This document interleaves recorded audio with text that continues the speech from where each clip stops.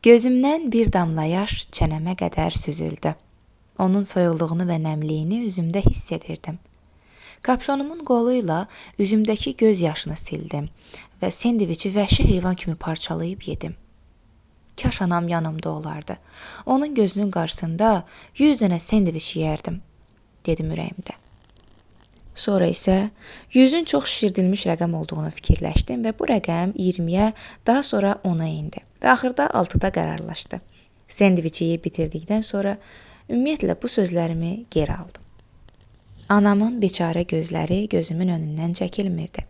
Eləcə də hovuzda batan Paninin suyun altından bərələrək mənə baxan gözləri və ölüm astanasında son dəfə həyata səmanı seyr edən Jackin gözləri. Evə çatanda Enovarı yatağında görmək xoş oldu.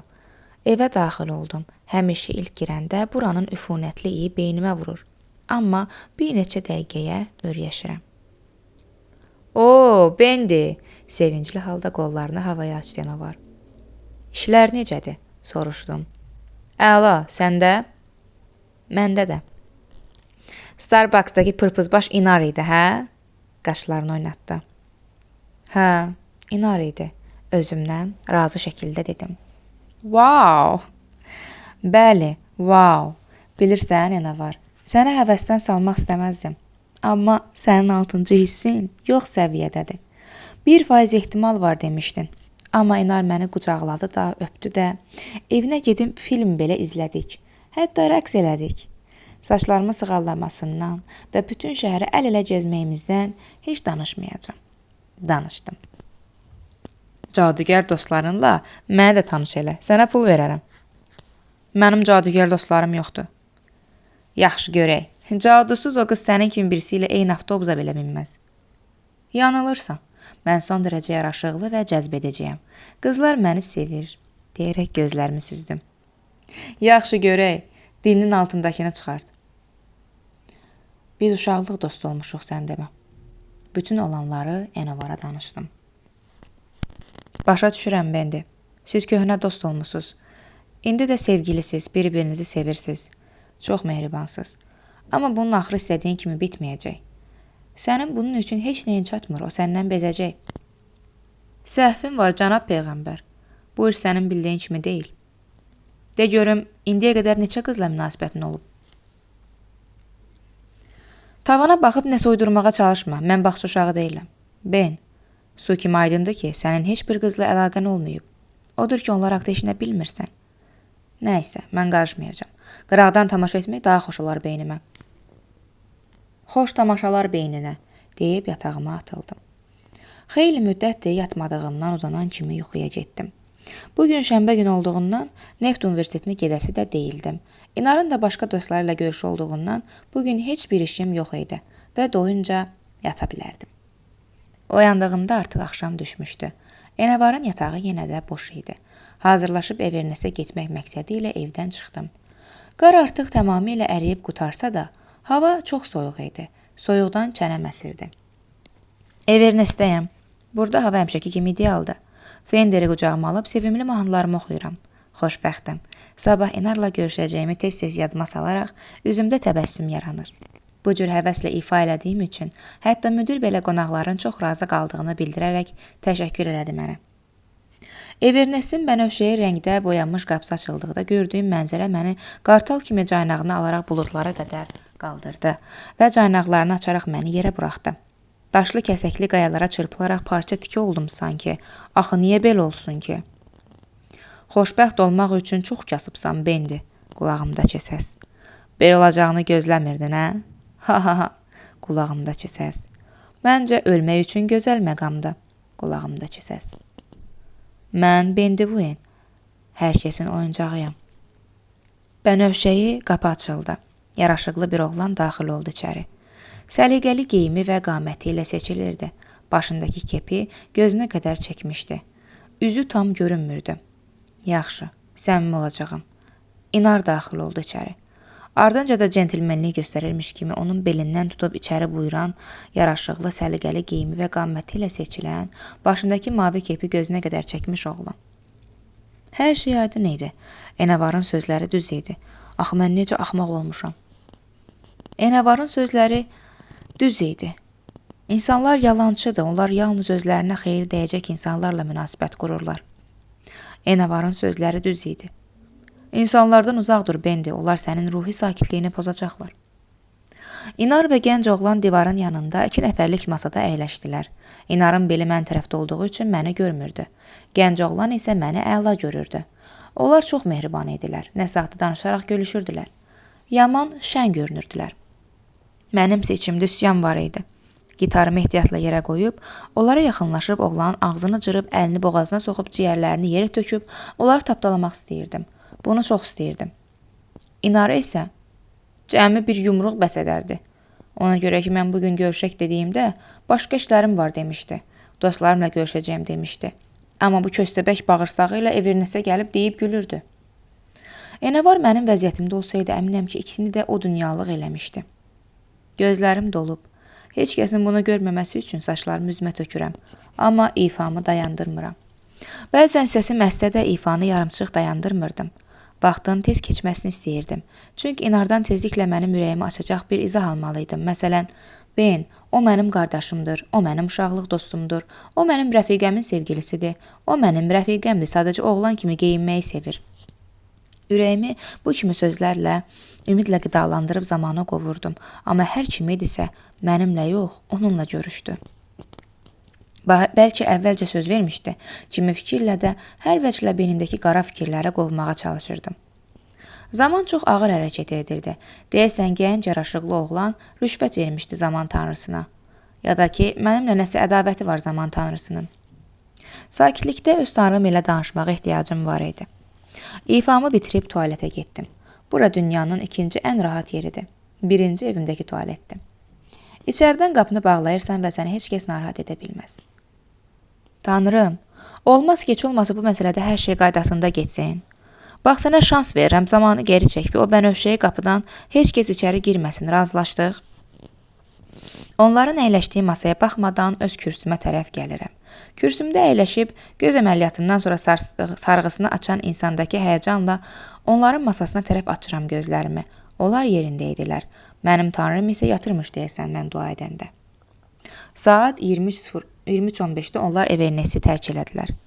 Gənc oğlan yenə də önə keçib qapını açaraq birinci inara yol verdi. Göy Porscheyə mindilər. Maşının işə düşməsi qara tüstü boğultu ilə müşahidə olundu. Təbiətə də ziyan vurur vicdansız, deyə düşündüm. Maşın yerindən ağır-ağır götürüldü. Və elə yavaş sürətlə də davam elədi. Görünür, bizim çox bilmiş inarla daha çox vaxt keçirmək istəyirdi. Qısqanclıq hissi ilə tanışlığım da belə oldu. Səhər açıldı. Amma səhər şəvəqi məni əvvəlki kimi tək xoşbəxt edə bilmir. Ya da eləyir, yox eləmir, az eləyir, deyəsən az da eləmir, bilmirəm, bir qərar verə bilmirəm. Yadıma barmenimiz Tamerin danışdığı lətifə düşdü yol gedə-gedə. Bir nəfər sevgilisi ilə görüşə hazırlaşır. Qonşusuna ağzından iyi gəlib gəlmədiyini test elətdirdiyində qonşusunun onun ağzından pox iyi gəldiyini söyləyir. Dərhal evə qayıdıb, qızılgül çeynəyib qayıdır. İndi ilə gör ağzımdan nə iyi gəlir? Qonşusu iyləyir və üz-gözünü turşudaraq, bilirsən, qızılgül iyi gəlir, amma elə bil dibinə sıçıblar, deyir. Bəli, mənim səhər şəfəqinin verdiyi xoşbəxtliyimin də dibinə sıçmışdılar. Evimə çatdım. Nədənsə bugün mənim evim mənə doğma gəlir. Bendivuen, xoş gəldin, deyərək sevinclə ayağa qalxdı. Enavar. Mənim vəziyyətimi görəcək, üzündəki təbəssüm qaçır. Yenə kim deyib sənin kövrək qəlbinə? Yenə qanın qaradır. Oğlan, sən yaşaya-yaşaya çürüb yox olacaqsan, nə qədər ki Enavarın dinini qəbul eləməmsən. Enavar, bir kəlmə daha desən, 12 illik qəsəmi və üstə gəl 10 yaşıma qədər yığdığım qəzəbimi də yadıma salıb, hamısını sənin üstünə tökəcəm. Sənin yerində olsam səsimi kəsərdim. Səs kəsildi. Bugün İnar gəlməli idi evimə söz verdiyi kimi. Odur ki, səhər tez yatıb, günorta tez oyanmalıydım. Amma mən yatıb qaldım. Yuxuda İnarın gəldiyini görsəm də, əslində gəlməmişdi. Əgər gəlib qapını döyərsə, dərhal oyanardım. Dərhal telefonu götürüb zəng elədim, amma cavab vermədi. İkinci dəfə zəng elədiyimdə səsi İnarın səsinə oxşamayan qız, İnarın telefonunun söndürüldüyünü və ya əhatə dairəsi xaricində olduğunu bildirdi. Və lütfən bir az sonra yenidən zəng etməyimi xahiş elədi. Öz-özümə fikrə getdim. Əgər telefon sönülüdürsə, o qız mənimlə necə danışdı? Qaralmış qanım daha da qaraldı. Artıq heç nəyə həvəsim qalmamışdı. Boğulurdum. Billiyə yemək verib evdən çıxdım. Evernestdə səhərə qədər vaxt qovurdum ki, səhər açıldı. Açılsın, İnarı görə bilim. Artıq 2 gün idi ki, hər şey üstümə gəlirdi. İçimdə mahiyyəti bilinməyən fikirlər virusu olduqca sürətlə yayılırdı. Şübhələr, şübhələr, şübhələr. Şübhə son nöqtəsi olmayan fikirdir. Yəni, binadan tullanırsan, amma torpağa çata bilmirsən. Şübhəli fikirlərin də son dayanacağı olmur, uzandıqca uzanır. Səhər açılar-açılmaz, Neft Universiteti qarşısındakı qoca ağacın altındakı mavi skamyamda yerimi aldım. Sevimli yerimdə səbirsizliklə onu gözləməyə başladım. Havalarda uçuşan fikirlərimi İnarın qarşımdan sürətlə ötüb keçdiyini görəcək bir an içində toplayıb, cəld ayağa qalxdım. İnar, salam, İnar, hara tələsirsən? Gözlə bir dəqiqə, mən elə narahat olmuşdum. İnar qəfil ayaq saxladı və sərt şəkildə mənə tərəf döndü. Ben, bir kəlmədə artıq demədən, o lənətə gəlmiş 24 saatdan bir dəyişən üzünü də götür, rədd ol həyatımdan. Bir də qarşıma çıxma. Bir müddət bahalı butiklərdəki plasmas manekenlər kimi yerimdə quruyub qaldım. Az sonra isə tədricən özümü ələ alıb, titrəyən addımlarımla mavi skamyaya yaxınlaşıb əyləşdim. Gülürəm. Dəli kimi gülürəm. Hər şey gülməlidir. Gülürəm. Sonsuz gülüş. Uzandıqca uzanan istehsası gizlədilən istehsalı gülüş. Gülürəm. Ağaca vurduğum bir neçə qəzəbli zərbədən sonra qana bulaşmış əllərimi öpərək gülürəm. Ağrı hiss eləmirəm. Gülürəm və mənim qəhqəhəm təyyarənin bir müddət torpaqda şütüyərək tədricən torpaqdan ayrılıb uçmağa başladığı kimi hönkürtlü ağlaşmaya çevrildiyinin fərqinə gec vardım. Hər kəsin dönüb mənə baxmağına vadir edəcək nərilti ilə qışqıraraq daha bir neçə yumruq vurdum ağaca. Qan axan əllərimi sallayaraq evimə aparan yolda addımlayıram. İnarın son sözləri, son baxışı mənə əzab verirdi. Nifrət dolu baxışları xəyalımdan çəkilmirdi. Sözləri isə dalbadal bir neçə dəfə qulağımda təkrarlanırdı. Ax, o niyə belə desin ki? Mən nə eləmişəm ona? Sənə elə bu yaraşır, qulağımdakı səs. İlk dəfə idi qulağıma gələn bu səs düz deyirdi. İtalyan ataların sözündəki kimi. Kvadrat doğulmusansa, dairə kimi ölməyə xəyal etmə. Evə daxil oldum. Enavar yatağında uzanıb Billi ilə oynayırdı. Məni görəcək Billinin bankasını şkafın üstünə qoyaraq cəld ayağa qalxıb mənə tərəf gəldi. Sənə nə olub, Ben? Bu nə haldır? Soruşma. Niyə? Nə olub sənə? De görüm. Elə bunları da soruşma. Deyərək yatağıma yıxdım özümü və olanları qısa şəkildə Enavara danışdım. Kiminləsə dərdləşməyə son dərəcə ehtiyacım var idi. Enavar köynəyini cırıb, qanlı əllərimi sararaq yatağımın başında əyləşib danışmağa başladı. Bendi, əziz dostum, mən uşaq olanda böyük evimiz var idi. Eləcə də böyük həyətimiz. Orada isə sən dinozavr da bəsləyə bilərdin. Bir dəfə ad günümdə mənə ağ rəngli toyuq hədiyyə elədilər. Bir müddət keçdi, toyuğun cəmi bir balası oldu. Eyni ilə anasına oxşayan bir balası. Sarı dimdiyi, qıpqırmızı pipi və bəmbəyaz lələkləri. Bütün günü bir yerdə idilər. Toyuq bütün yeməkləri xırdalayıb balasına verirdi. Hətta kiminsə cücəyə yaxınlaşmağını belə qoymurdu. Vaxt keçdi. Bala cücə nisbətən böyümüşdü.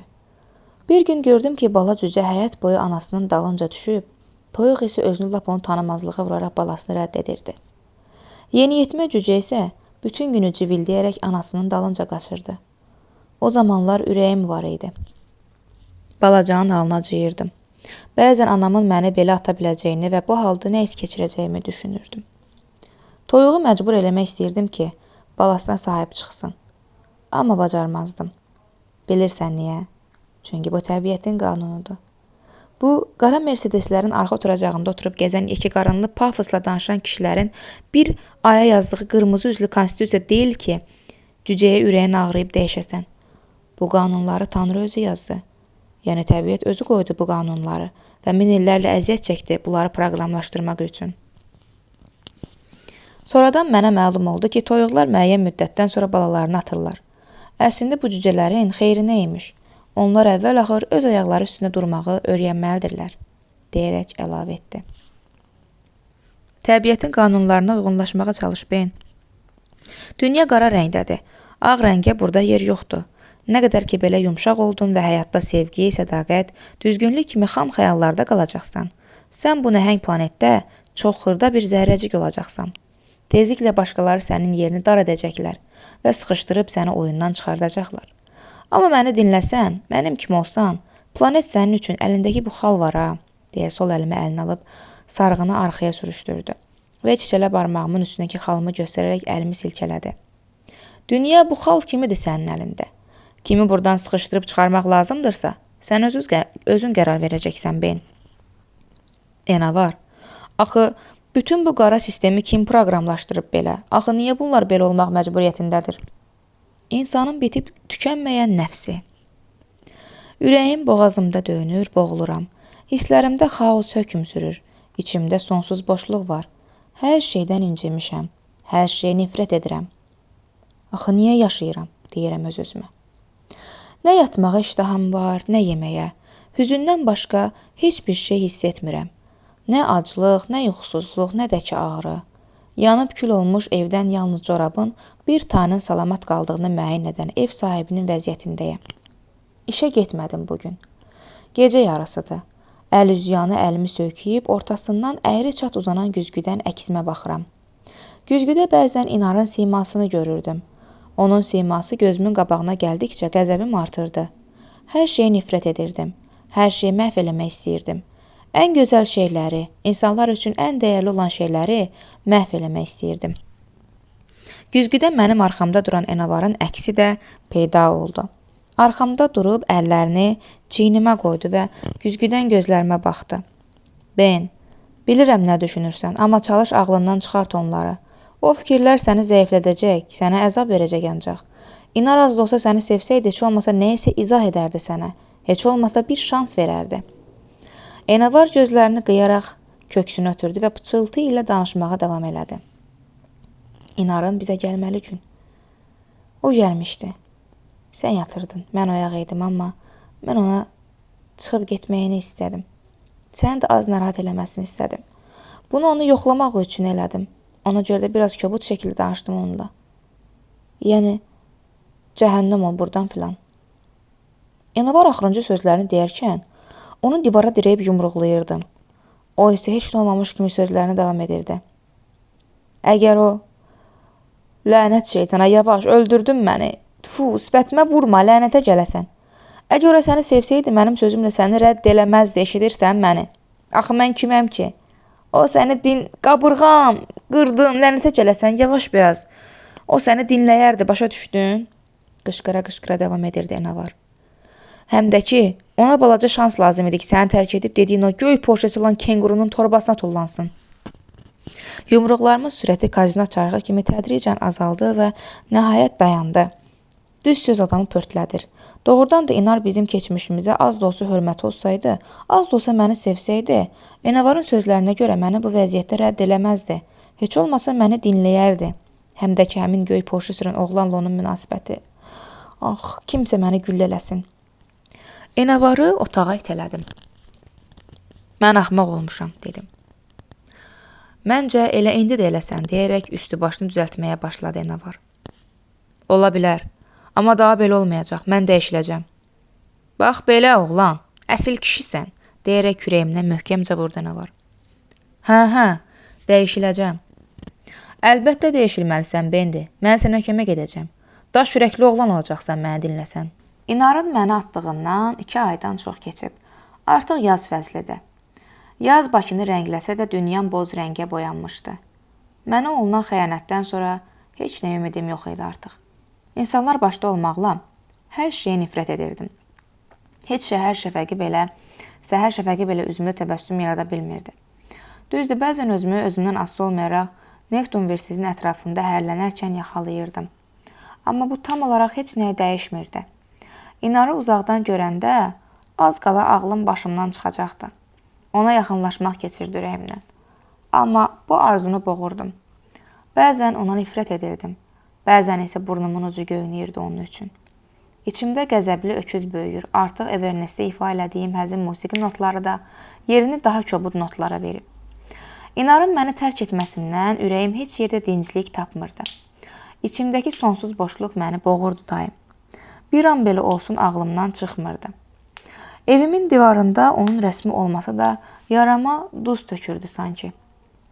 Buna görə işim gecə başlamasına baxmayaraq bir neçə saat əvvəl evdən çıxırdım və parkları gəzirdim. Qala divarların qarşısındakı, ortasında əlində kitab tutan nəhəng şair heykəli ucaldılan parkda təxminən 3 saat əyləşib, ətrafda sayılmalı nə varsa hamısını sayıb bitirdikdən sonra durub gedib, yoxsa biraz da oturummu deyə fikirləşirdim ki, 2 yekəpər oğlan yaxınlaşdı mənə.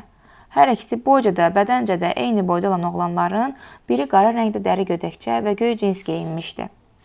Digəri isə qırmızı idman gödəkçəsi və qara idman şalvarı geyinmişdi. Qaranlıq olduğundan üzlərini yaxşı seçmək olmurdu. Salam.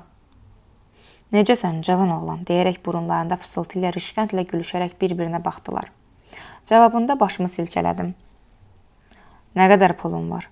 Deyərək, dəri gödəkçəli qollarını sinəsinə çarpazladı. Pulum yoxdur, uşaqlar. Başımı qaldırıb, aşağıdan yuxarı onlara baxdım. Gedin özünüzə başqasını tapın soymağa. Mən elə də məsləhətli tikə deyiləm, inanın. Bizə ağıl öyrətmə, başa düşdün? Deyə qırmızı gödəkçəli əlini mənə tərəf ataraq sərt tonda dedi və çiynimdən tutub silkələyərək nə qədər pulun var, tez tök bura. Əgər canın sənə əzizdirsə, deyərək qollarını sinəsinə çarpazlayıb, arxada dayanan dəri gödəkçəli istehsala gülümsündü. Uşaqlar, mən sizə pul verməyinə verərəm. Amma bildiyim qədər cəhənnəmdə dükanlar olmur. Cənnətdə də ki, hər şey pulsuzdur. Nə eləyəcəksiniz o pulu? Deyərək oturduğum skamyanın arxasındakı ağaclıqdan əlində qırmızı cipsi paketi ilə Enavar peyda oldu. Oy, bizim qəhrəmana bax, köynəyinin altında nə var? Superman, yoxsa Batman, deyib bir-birinə baxaraq qəhqəyə çəkdilər. Ağzındakı çipsini sonuncu 2-3 dəfə tələsmədən yeyərək boğazından keçirdi. Üzündə heç bir ifadə yaratmadan vecsizzəsinə aşağıdan yuxarı alnını qırışaraq onları süzdü. Enavar, vurğu axıra düşür. Doğrudan? O nədir elə? Qırmızı gödəkçəli lağlağı ilə gülərək soruşdu. Yeni qəhrəmandır. Dəri gödəkçəli də sanki dostunun tikdiyi evə sütun qoyurmuş kimi əlavə etdi. Sonu bilinməyən avantura. Enavar bu dəfə ağzındakı çipsini udmadan dedi. Avantura nədir bəs? Deyərək qoca kişinin uşağı sorğu-sual tutarkən baxdığı nəzərlərlə baxırdı dəri gödəkçəli oğlan Enavara. Enavar ağzındakı çipsini udaraq bilmirəm, qısa bir pauza verdi. Söz ehtiyatımı artırıram. Əlini paketə salıb gəzdirdi və daha bir ovuc çipsi götürərək ağzına apardı.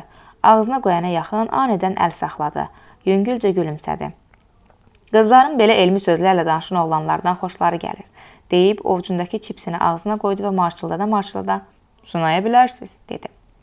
Enavarın cəsarətinə heyran qalmışdım. O da mənim kimi oğlanların yarısı boydaydı. Bir yumruq vursaydılar, tank vurmuş ördəyə dönəcəkdi. Amma buna rəğmən onlarla əməllicə məzələnirdi.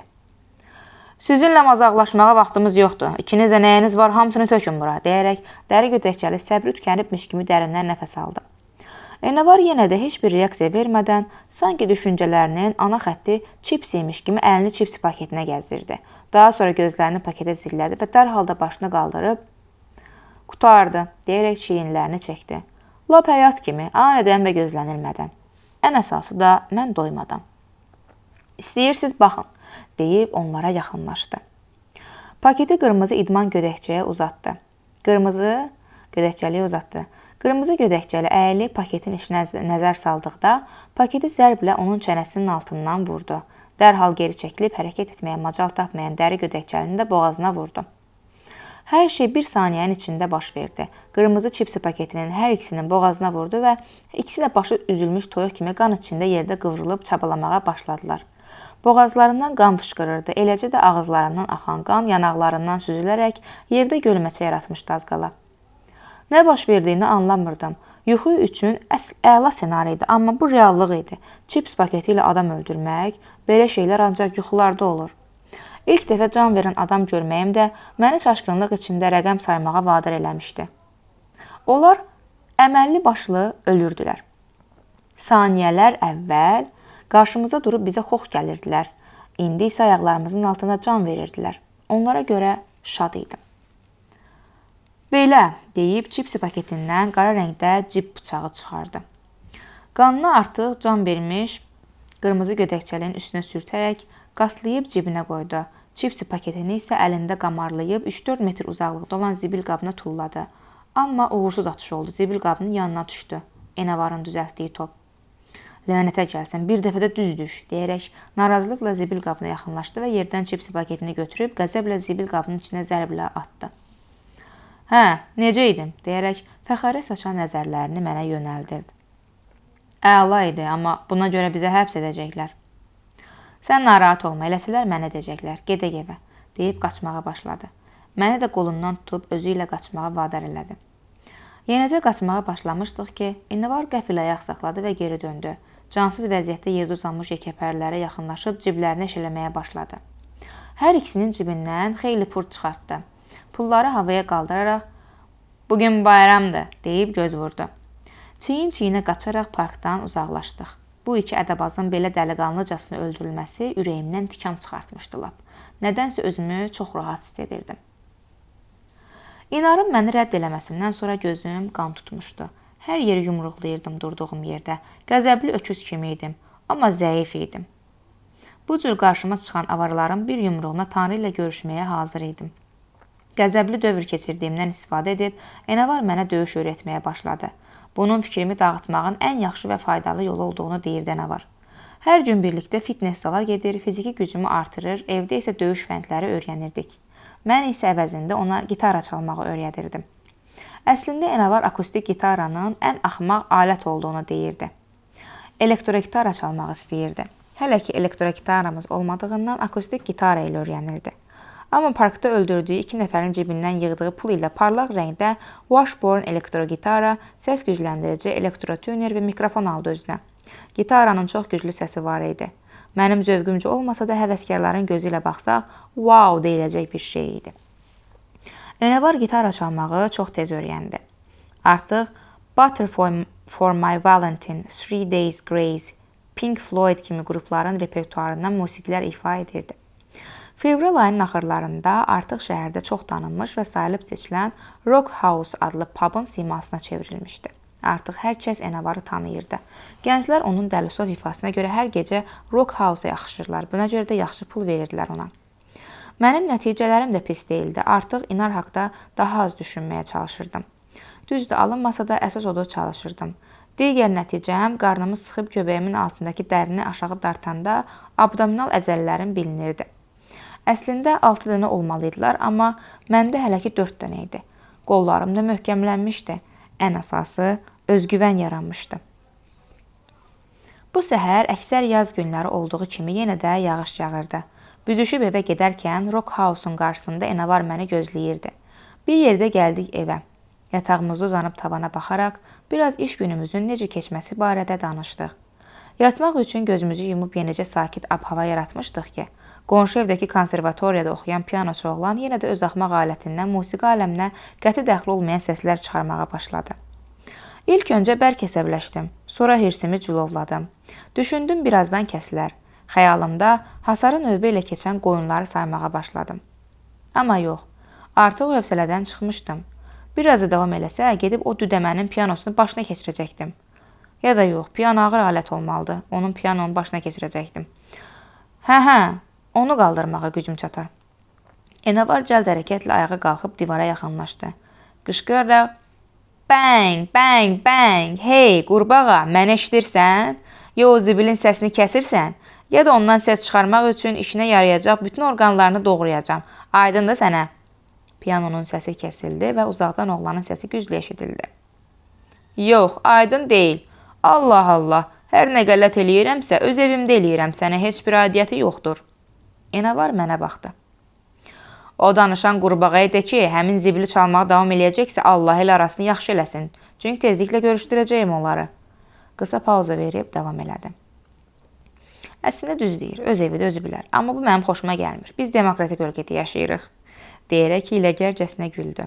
Enavar və dişlərini sıxaraq 2 dəfə yüngülcə divarı yumruqlayıb yerində uzandı. Yatarkən nəsə məni narahat etdikdə canavar kimi qəzəbli oluram. Az qala əsəbimdən divarı qaşıyırdım. Musiqi isə davam edirdi. Enavar qəfil yatağından atıldı. Gözüm açanda qapıya tərəf getdiyini gördüm. Hara gedirsən, deyə soruşdum. Tualetə. Mənimlə gəlmək istəmirsən, deyib qapını çırpdı. Bir neçə saniyəyə qayıtdı. Nə eləyirdin orada, soruşdum. Biraz gözlə biləcəksən, deyib yatağımın qabağında durdu. Hə, harda qalmışdıq? Üzünü divara tərəf çevirib yatırdın. Bir ayağım büklü idi. Hə, belə, deyib dediyim kimi də uzandı. 5 dəqiqə keçmədi ki, piyanon səsi kəsildi. Nə var? Yuxulu halda cavab verdi.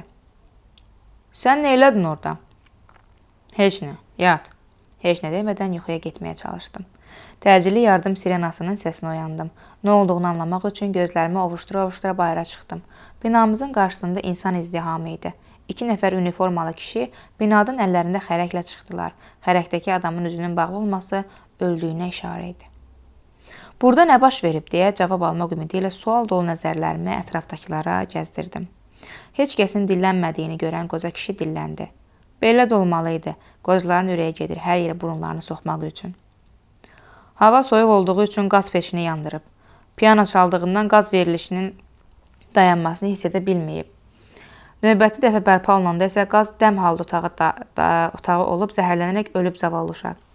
Nə? Zavallı, qulağımdakı səs. Hər şey aydın idi. Enavar qapının ağzındakı sayğacdan qaz verilişini dayandırıb. Dərhal sonra da yenidən bərpa edib.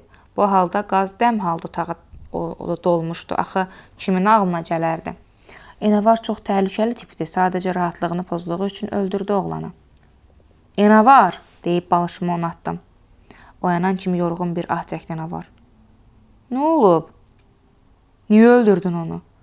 Bəlkə yaxşı uşaq idi. Ola bilər. Niyə də olmasın? Bəs niyə, nə var? Ben, bəsdir özünü aldatdın. Güya həmin an sən istəmirdin onu öldürməyi. Bəlkə də məndən çox istəyirdin. Həm də ki, niyə bu qədər ciddi alırsan ölməyi? O sadəcə ölüb, yaşamayacaq. Burada nə var ki? Əvəzində heç kəs bizim yuxumuzu pozub günümüzü zay eləməyəcək. Onun bu sözlərini heç nə deyə bilmədim. Çünki bu fikirlər hardasa mənim də ağlımdan keçmişdi. O an mənə də balaca bir qığılcım lazım idi. Yatağıma qayıdıb yatmağa çalışdım. Amma İnarın, anamın, Paninin, Cəkin gözləri gözümün önünə gəlir, mənə vicdan əzabı yaşadırdılar. Onlar məni incidirdi. Tanrı, nə olar, İnarımı qaytar heç olmasa. Bax, ailəmi aldın, həyatımı aldın əlimdən. Nə olar, onu da alma. Biraz kübar ol. Mən sənə nə pislik eləmişəm. Susma, mən özgəsi deyiləm, əgər eləmişəmsə de. Narahat olma, başqaları kimi deyiləm. Facebook səhifəmdə hamıya car çəkməyəcəm ki, Tanrı mənimlə danışdı. Arxayın ol, mən əla sirdaşam. Sözüm varsa de. Yoxdur ki, özünü çox müdrik aparırsan, əla, amma nə olar İnarımı qaytar. Bu şirin konfeti mənə həmişəlik verməyəcəkdinsə, niyə bir dəfə daddırıb həmişə əsrətində saxlayırsan? Heç olmasa yaddaşımı yenidən itirməyimə kömək elə. Əvvəlki qayğısız, qara fikirlərsiz, ağırsız, sakit həyatıma qayıdım. Mən yaxşı oğlanam, heç kimə də pisliyim dəymir, heç dəyməyib də. İstəyirsən Enavardan soruş. Ya da yox, ondan soruşma, Billidən soruş. Yəqin balıq dilini bilirsən. Beləcə, güzgünün qarşısında yorğun gözlərimin əksinə diqqətlə baxaraq burnumun altında mırıldanıram. Hə, Tanrı, niyə bu qədər incidirsən bizim bu cücəmizi deyərək, yenidən Enavar peyda oldu arxamda. Ben, mən sənin dostunam, həmişə səninləyəm. Səni heç vaxt tək qoymayacam. Heç bir xəyanətkar inar-minar da sənə lazım deyil, deyə 2 dəfə çiynimdən vurdu. İnar ilə ilk və son görüşümüzdən sonra xeyli müddət keçmişdi, amma o hər gün daha da böyüyürdü içimdə. Onun mənə nifrət elədiyini bilmək məni dəli edirdi. Yenə də tez-tez özümdən asılı olmayaraq Neft Universitet ətrafında gəzişirdim. Ben, burada nə itin azıb, deyə yoldan keçən Enavar yaxınlaşdı mənə. Mən heç nə... Gecə-gecə evə gedirəm, yolumun üstüdür, görmürsən? Ben de Vuen, ev tamam başqa istiqamətlidir, kim uşaq yerinə qoymusan? Nə bilim, buradan keçirdim də. Niyə məhz bura? Ben, bəsdir. Bəsdir o lənətə gəlmişlərin ardınca qaçdın. Sən insanlara lazım deyilsən, nə də ki onlar sənə lazımdır. Onlar sənin bildiyin qədər təmiz varlıqlar deyillər. Yadına sal, sən İnara Evernestdə oğlanla gördün və səhərsi gün səni rədd elədi. Axırıncı cümləsi Winchester gülləsi kimi onun ağzından partlayaraq ürəyimi ölümcül yaraladı. O danışdıqca mən döyüşə hazırlaşan boksçunun məşqçinin ona Motivasiya şillələri vurarkən aldığı qəzəbli öküz sifəti almışdı. Yumruğumu möhkəm sıxmışdım. Gözlərim qəzəbli əjdahanın qaranlıq mağaranın dərinliyindən baxdığı kimi baxırdı, kapşonumun altından. Bir şey istəyirdim. Məhv eləmək. Onun sonuncu cümləsi beynimdə exolu səslə təkrarlandı. Yadına sal, sən Nare Vernesi oğlanla gördün və səhərsi gün səni rədd elədi. Enavar qolumdan tutub tapdığı naməhrəm zonadan evə gətirdi məni. Enavar, nə var? Yatağında yüngülcə qımıldanaraq mızıldandı. Keçmişindən danış. Mənim keçmişim yoxdur. Yaxşısı sən danış keçmişindən. Bilirsən axı, mən heç nə xatırlamıram. Bəlkə xatırlamaq istəmirsən, deyərək başını mənə tərəf çevirdi. Necə yəni, güya bilmirsən bütün gün neysə xatırlamağa çalışsam da alınmadığını? Çalışırsan, amma bu o demək deyil ki, istəyirsən. Doğrudan da istəsəydin xatırlayardın. Oldu müdrik sensi, yaxşı görə yenə var. Mən yaddaşımı itirmişəm və bu haqda yazılı razılıq müqaviləsində imzalamamışam ki, nə vaxt desəm yaddaşım qaytarılsın. Yaddaşım heç vaxt qayıtmayacaq, mənim beynim möhkəm zədələnib. Sənin ailən, onlar necə oldu? Biraz üstü örtülü danışdın keçən səfər.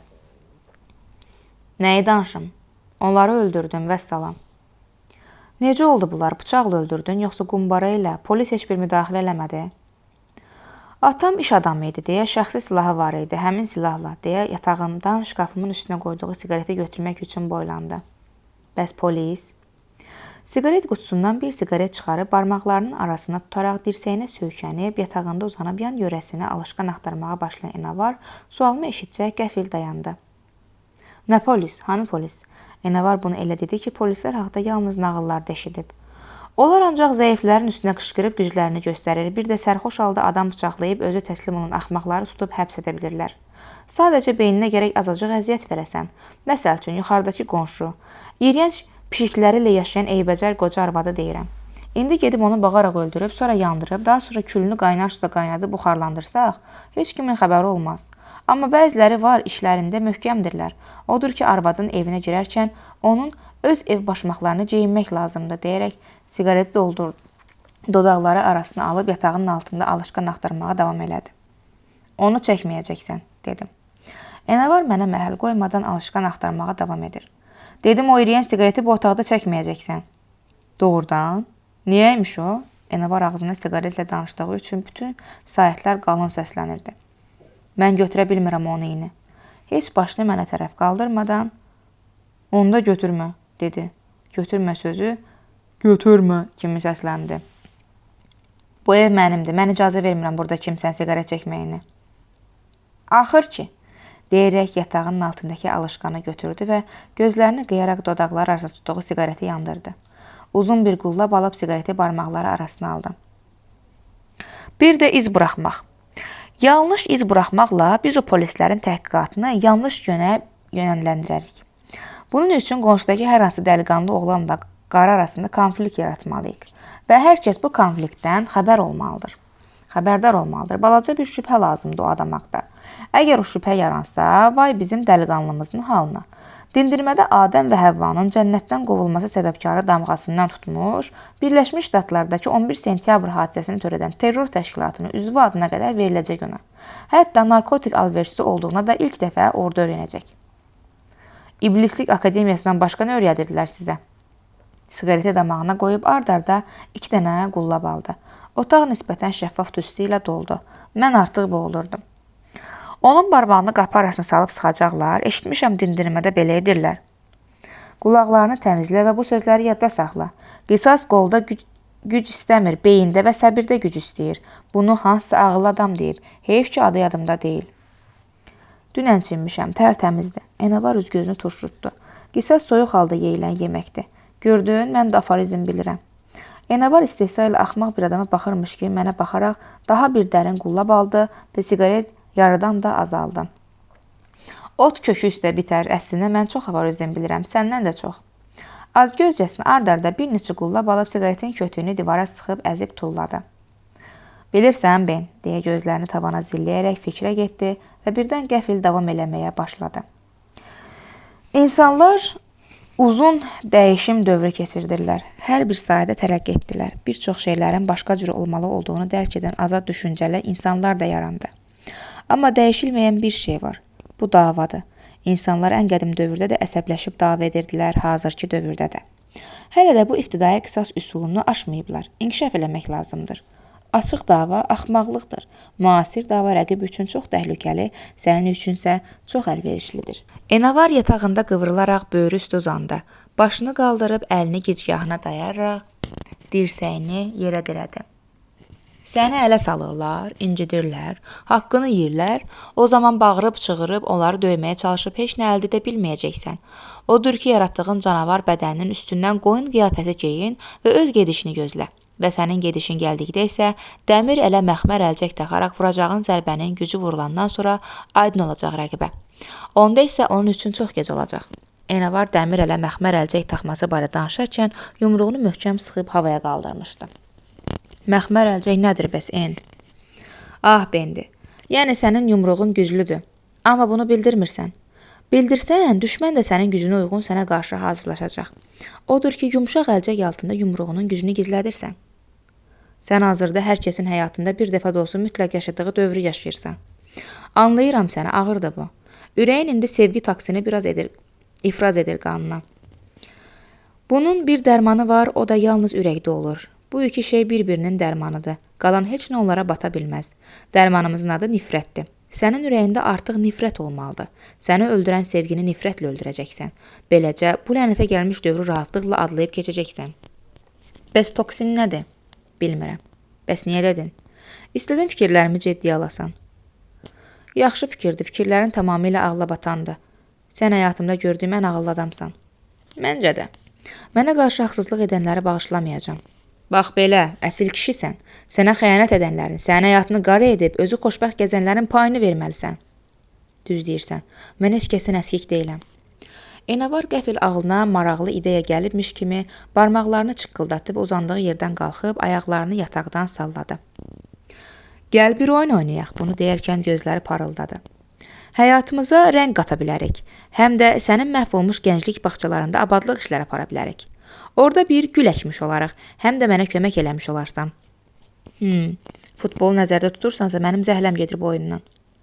Enavar oflayaraq əlinin içi ilə öz alnından vurdu. Deyəsən düz tapmadım, deyərək gülümsədim. Voleyboldan da zəhləm gedir. Enavar alnına dirəyib saxladığı əlini çəkərək, bu nə futboldur, nə də ki voleybol, bu tamam başqa oyundur. Ağlıma internetdə olarkən uşaqların asfalt döşəmədə təbaşir ilə kvadratlar cızıb, üstündə bir ayaqla tullana gəzdikləri oyun gəlsə də demədim. Onsuz da nə desəm əsəbləşirdim. Bu biraz fərqli oyundur. Bunu heç kəs oynaya bilmir. Bu həzzi yaşamaq heç kəsə nəsib olmur. İnsanlar bunu yalnız arzulaya bilir. Bəlkə mənim ürəyim partlamamış oyunun adını deyəsən. Ad yoxdur. Onda məğzini de. Biz öldürəcəyik. Həşərat, insan. Nə? Dəli olmuşsan? Heç vaxt. Durduğu yerdə niyə adam öldürək ki? Bununla nə qazanırıq ki? Durduğu yerdə deyil, gözlə hələ. Bununla çox şey qazanırıq. İçimizdəki kini kökdən çıxardıb atırıq. Onlar çox ciddi alma Ben. İnsanlar, heyvanlar, hamısı eynidir. Hamısı təbiətin bir hissəsidir. Hamısı da atomlardan ibarət zərrəciklərdir. Bugün varlar, sabah yoxlar. Ya sən öldürdün, ya da maşın vurub öldülər. Nə fərqi var? Sözün keçməyən yerdə sözünü yox. Yerini dəyiş, məsələni eşitmisən? Bu yaxşı məsələdir, amma bizim gediləcək başqa planetimiz yoxdur. Çox uzaqdadırlar, həm də bildiyim qədər şərait çox sərtdir digər planetlərdə. Elə isə biz məcbur qalıb tərzimizi dəyişməliyik. Enavar ayağa qalxıb, otaqda gəzə-gəzə davam elədi.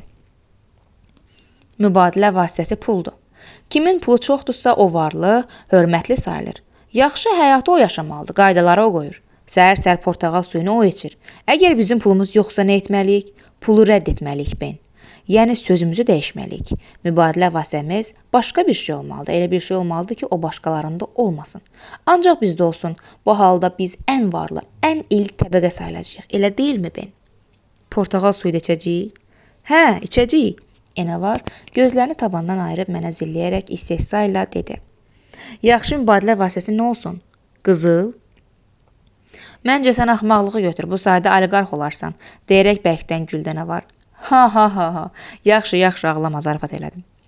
Enavarın insanların atomlardan ibarət zərrəcik adlandırması və onların mən öldürsəm də, özləri ölsə də tezliklə mütləq öləcəkləri fikri beynimdə insanlıq anlayışının böyüklüyünü itirməsinə səbəb oldu.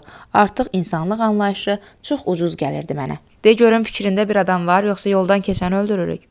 Axmaq, yoldan keçənlə nə işimiz var bizim? Əlbəttə var. Səhv eləmirəmsə mən də insanam. Hər kəs kimi mən də bir dəfə sevdim və bütün kasıb oğlanlar kimi mən də xəyanəti daddım. Bax, mənə edilən xəyanətin haqqını hələ də ödəməmişəm. Borclu qalmağı da heç sevmirəm. Söhbətin bu yerə gəldiyində mən nə vaxt razı oldum ki, deyə düşündüm özlüyümdə. Bir planım var. Şkafımın üstündəki əl boylu unitas heykəlini əlimə götürüb oynatmağa başladım. Hə, amma bu bir neçə gün çəkəcək məncə, deyə barmağını dodağına qoyub nəzərlərini yuxarı dikdi. Nədir plan? Elə olsun ki, billac qalmasın. Necə ki, deyə sual dolu nəzərlərini mənə yönləndirdi. Elə ki, biz həbs olunsaq, Billini yedizdirəcək adam yoxdur. Ucadan gülərək başını buladı nə var. Narahat olma, həbs falan olmayacaq, dedi. Plan necədir? Çox dahiyanə. Mən elə demirəm, yəni məzmunu deyirəm. Məzmunu necə olacaq planın? Hə, əlbəttə. Hamı elə biləcək ki, Ailini indiki sevgilisi öldürüb. Doğrudan? Hə, deyərək başına şağır etimlə yellədi. Biraz aydın olmazdı. Aylin kimdir? İndiki sevgilisi kimdir? Hamı necə olacaq gələ biləcək? Adı Aylindir, dedi Enavar. Kimin? Mənə xəyanət edənin. Gözəl addır. Özü də gözəl idi. Deyərək gözlərini yenə tabana dikdi Enavar. Dərhal da başını silkələyib qərarlı tonla mən ona nifrət edirəm, dedi. Nə edirik? Onun indiki sevgilisi ilə tanış oluruq, dostluq edirik, evimizə dəvət edirik. Burada xeyli yeyib içirik. Mən gizlincə onun telefonundan Aylinlə mesajlaşacağam. Mübahisə yaradacağam. Vəziyyət o hala gətirəcəm ki, hər bir oğlan bu vəziyyətə kiməsə qəsd edə bilər. Bu mesajlaşmanı gələcəkdə polislər görəcək. Növbəti mərhələdə Aylinlə görüşüb danışmağı, bu məsələyə son qoymağı təklif edəcəm. Görüşə sən gedəcəksən. Qurbanımızın paltarlarını geyinib onun kimi qrim edəcəyik sənə. O uzun saqqallı və sarışın olması kimi cəhətləri ilə sənə bənzəyir. Gecə düşən vaxt heç bir adam olmayanda bir parkda görüşürsüz. O görüş yerinə səndən tez gəlir və gözləyir. Və birdən qurbanımızın maşını və geyimi ilə sən peyda olursan. Amma özündə maska var. Qəfildən cibindəki bıçağı ona soxursan. O bu halda maskanı açmağa çalışacaq, imkan vermirsən. O mücadilə aparacaq. Kiçik bir imkan verəcəksən ki, maskanı açıb yalnız saqqalını görə bilsin. Bu halda o mübahisəyə görə sevgilisi tərəfindən öldürüldüyünə tam əmin olacaq. Öldürülən qurbanın yeganə məqsədi qanının yerdə qalmamasıdır. Buna görə o hoşunu itirənə qədər kim tərəfindən öldürüldüyü barədə hardasa qeyd edəcək. Birdən ölməsə də, xəstəxanada ya hardasa oyanarsa, hər kəsə bunu deyəcək. Yenə də hər bir halda çətin dövrlər yaşayacaq. Bəs oğlanı buraxdığımızda, o dindirildikdə hər şey məlum olacaq axı. Dindirildikdə, amma dindirilmədikdə işin olmayacaq. Elə bilirsən kimsə onu dinləyəcək? Onun haqqında danılmaz faktlar var, hətta zərər çəkən təsdiqləyir. Dindirmədə ona söz deməyə imkan verməyəcəklər. O həqiqəti danışacaq, amma polislər yalan olduğunu gördükdə ona işgəncə verəcəklər. Barmağını qapı arasına salıb çıxacaqlar, deyə sözünü kəsdim. Hə, elə bir şey. Bu halda qurban görəcək ki, öz xeyrinə dediyi hər kəlmə ona qarşı görə ona işgəncə verirlər və başlayacaq boynunu almağa hər şeyi. Hər halda can şirin şeydir. Bəs şübhəmi bildirmək istəyirdim ki, Enavar sözümü kəsdi. Narahat olma, Ben, deyə rahat şəkildə dedi. Sənin müdrik senseyin hər şey nəzərə alıb. Tutaq ki, dünyanın qanunları bir inqilab elədi. Oğlanı dinlədilər. Bizi nəzarətə götürdülər. Sənin müəllimin bunun üçün də bir şey fikirləşib, deyə arxayın şəkildə gülümsündə nə var? Nə? Səbirsizliklə soruşdum. Heç nə. Cinayət maddəsinin 21-ci maddəsinə əsasən qəsdən adam öldürməyə görə hərəmiz 15 il həbs etib azadlığa çıxacağıq. 15 il. Sən dahi sənin. Enavar gülümsündü. Ailin öldürülən zaman sənin xəstəxanada yatdığın məlum olacaq. Həmin saat sən xəstəxanada olacaqsan, mən isə Rock House olacağam, yəni iş yerimdə. Bəs yenə sözüm kəsildi. Bütün proses boyu mən gah oğlanın yanında olacağam, gah da Rock House-da. Sən isə xəstələnib xəstəxanada yatacaqsan. Orada bir palatada yatacaqsan. Ətrafında tərpənmədən tibb bacıları qaynaşacaq. Onlar bizim şahidlərimiz olacaq. Onlarla yaxşı davran. Koridorlarda da kameralar olacaq. Tualetə getməyə icazə alacaqsan. Qəbzliyin olduğunu deyəcəksən və tualetdə çox qalacağını bildirəcəksən. Tualet kabinələrinin birində sənin üçün mülki paltar qoyacam. Həmin kabinət içəridən bağlı olacaq ki, səndən əvvəl heç kəs girməsin. Qapının üstündən dırmaşıb keçəcəksən içəri. Paltarını dəyişib, kameraların altından tamam başqa adam kimi xəstəxanadan çıxacaqsan və lazımi təyinat nöqtələrində olacaqsan. Bunun üçün təxminən 1 saat lazım olacaq bizə. Dərhal sonra da xəstəxana paltarı ilə yatağına qayıdacaqsan.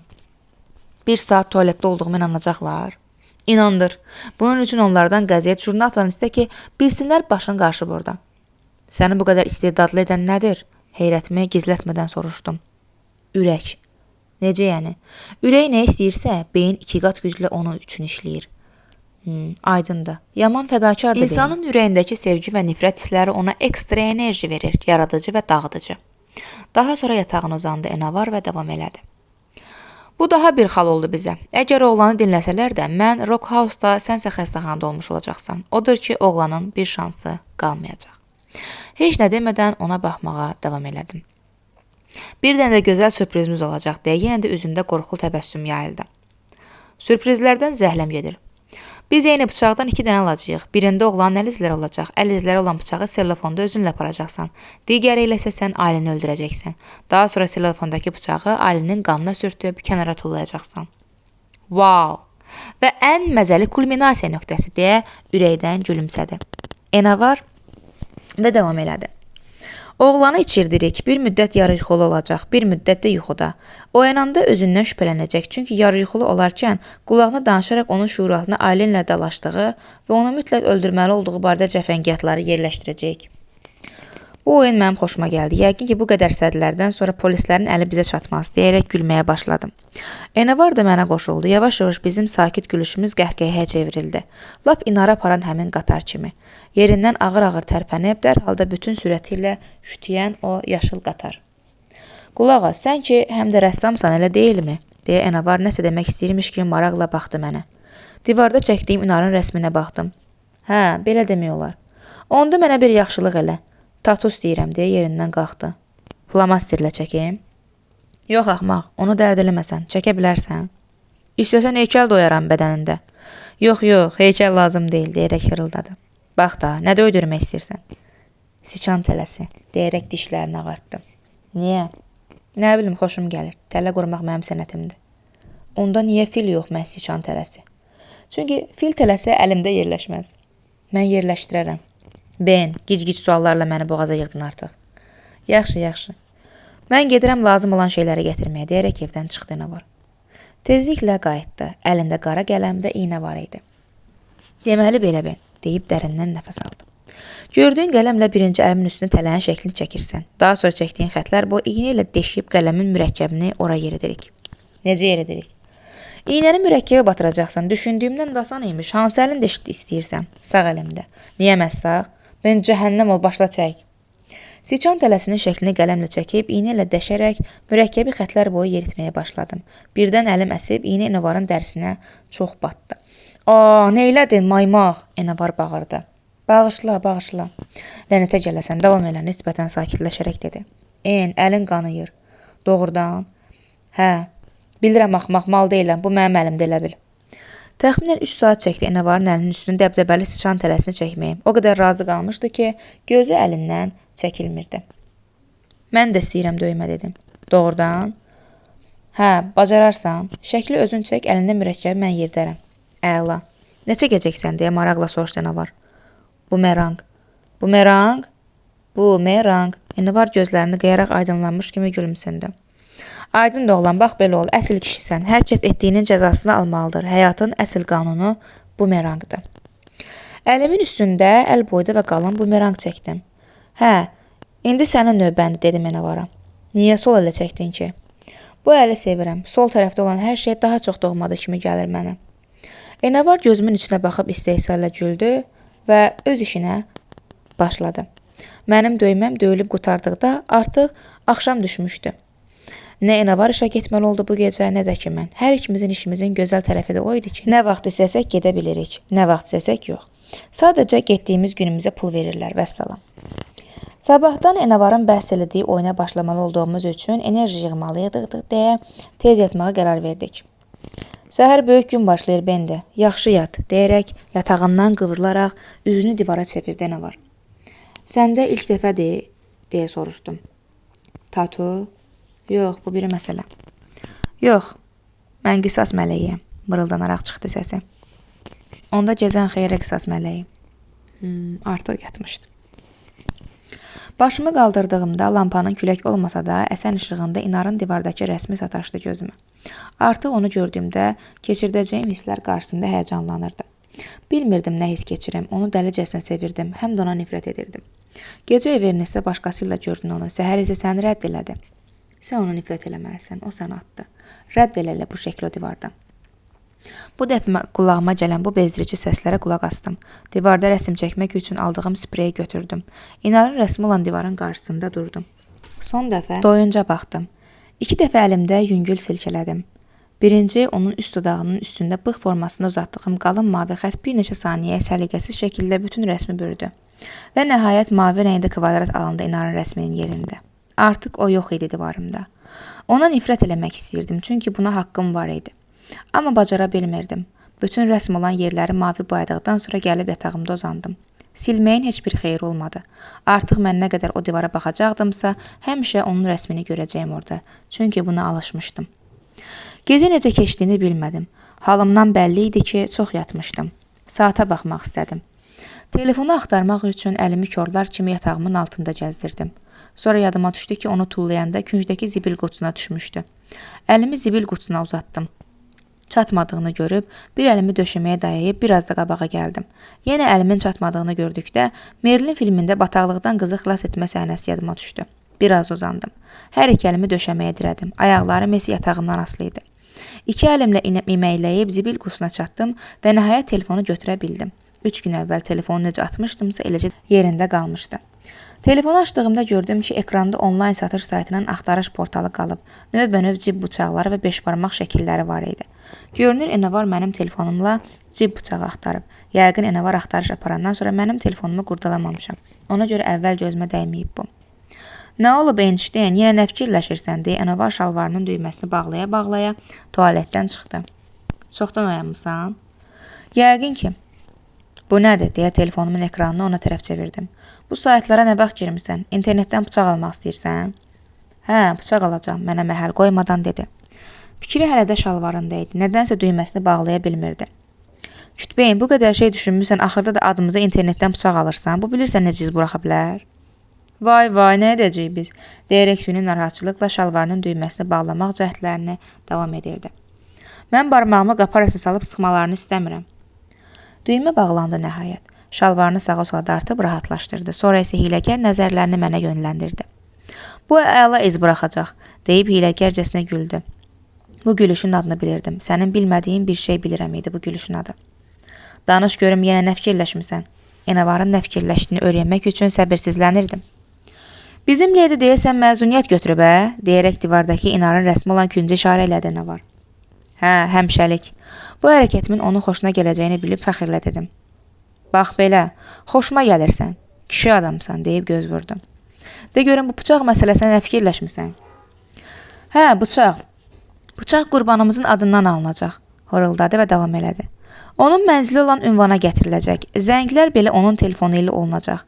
Hadisə yerində tapılan bıçaqda isə saytın adı yazılmış olacaq. Paketçini dindirsələr, axırca bu bıçağı sifariş verən adamın telefon nömrəsi, adı, ünvan haqqda bülbül kimi ötəcək. Paketçinin də barmaqlarını qapının arasına sıxacaqlar. Əgər tutulsaq, nəsə etmək imkanımız olmayacaq. Nə qədər ki, əlimizdə imkanlar var, əlimizdən gələni etməliyik. Əminəm ki, sui-qəsdlər üzrə universitet açılsaydı, sən oranın rektoru olardın, dedim.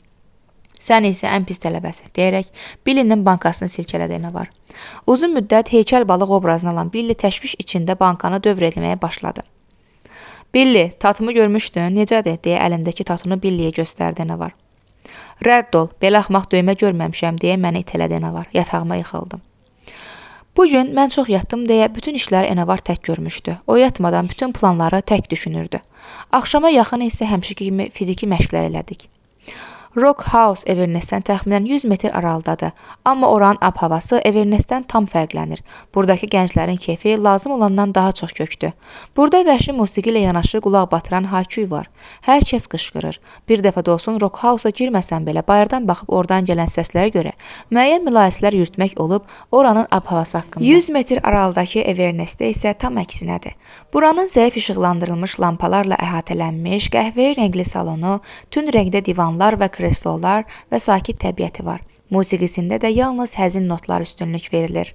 Rock House-a çatdıqda Enovarla yumruqlarımızı toqquşdurub sağollaşdıq və Evernessdə gəldim. Səhnəyə qalxmam yenə də alqış sədaları ilə müşayiət olundu. Hələ də bunun mahiyyətini anlamamışam. Qoca Fenderimi qucağıma aldım. Bu gitara mənə çox doğmadır. Onu çox sevirəm. Bəzən mənə elə gəlir ki, başqa heç bir gitarada ifa edə bilmərəm. Yalnız Fenderimin telləri sözümə baxır. Fender mənim barmaqlarımla öz sözünü deməyə başlayan kimi damaqlarda siqaretlər görünməyə başlandı. Görünür, musiqi onların hisslərini idarə edir. Qonaqlar arasında bir nəfəri görməyə şiddətlə arzu edirəm. Bəzən ürəyim ərkönlük edir, lap balaca uşaq kimi. Anasından oyuncaq almasını istəyir, amma anası onun üstünə qışqırır. Bizim pulumuz yoxdur, bir də dilini alsan dilini kəsərəm. Və balaca uşaq küskün şəkildə gözlərini yerə dikər. Burada ana, mənim qürurum, balaca uşaq isə ürəyimdir. Bağışla ürəyim, sənə oyuncaq ala bilməyəcəm. Bizim o qədər pulumuz yoxdur, bağışla. Onun gözləri hər zaman sevgi ilə baxardı mənə, amma bu dəfə nifrətlə baxırdı. Sadəcə kasıb olduğuma görə. Artıq inara nifrət eləmək üzrə idim. Hisslərimin ikiyə bölündüyünü hiss edirdim. Bəzən nifrət edirdim, bəzən də bundan əsər əlamət yoxdur. Daha çox sevirdim onu. Bəlkə də mən inarı sevmirdim, bu sadəcə içimdə olan bir sevgi idi. Bu sevgi bir ruha qarşı idi, hansı ki inar qiyafəsində canlandırmışdım. Amma indiki inar adlı xəyanətkara onun adiyyəti yoxdur. Onlar sadəcə oxşayırlar.